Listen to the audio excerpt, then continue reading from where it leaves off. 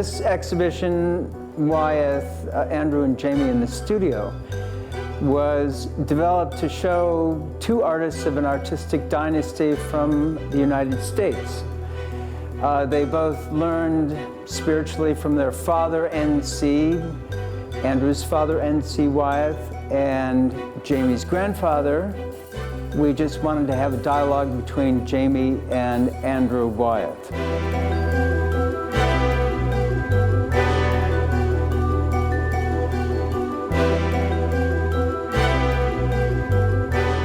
This is an unusual exhibition, I believe, maybe for Spanish audiences, but I think the programming here at the museum is quite extraordinary because we've got Spanish realism, and it gives a context for the two artists who worked in the vernacular of realism from America. They are known as American iconic artists.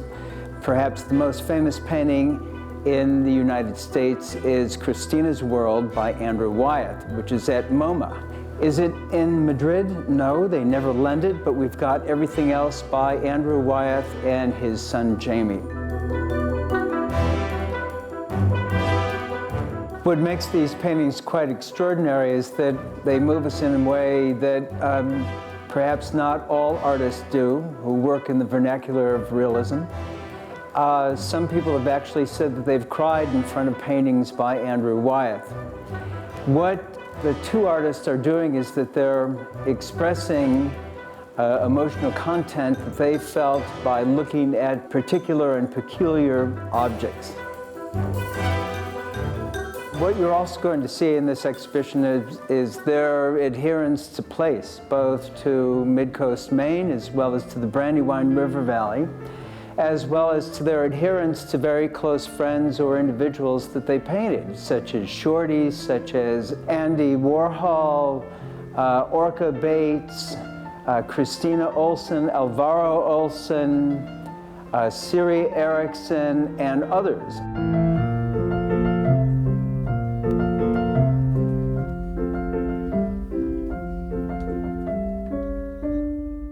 And you'll also see places such as the hills nearby where Andrew lived, islands in Maine where Jamie has his studio on Southern Island as well as on Monhegan Island. And you'll also see their interest in animals as well as in nudes, painting Helga Testorf, Siri Erickson, as well as in Jamie's cousin, Robin McCoy.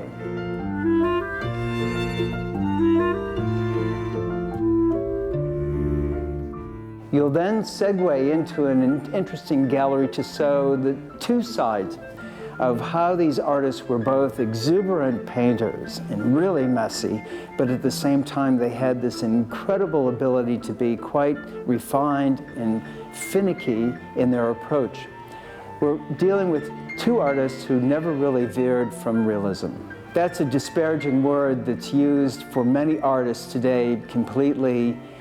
But I think that these two were poetic interpreters of that which they had seen and depicted on their canvases. It's their vision, and once you look at a lot of works by both Andrew and Jamie Wyeth, you begin to look at the world completely differently.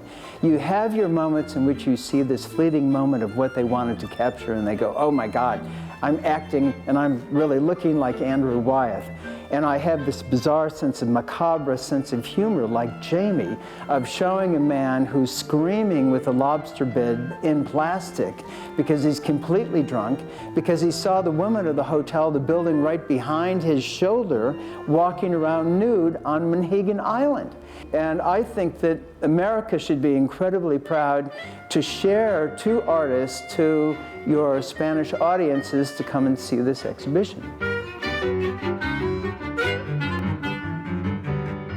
Another reason for coming to see this exhibition is that paintings came from virtually 20 to 30 different collections.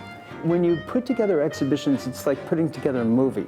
So it's very much like the story cards of a movie. What scene are you going to show next? And that's what we did by curating. I mean, after all, we forget the essence of the verb curator, by our ability to curate and say these paintings really work together to tell a story.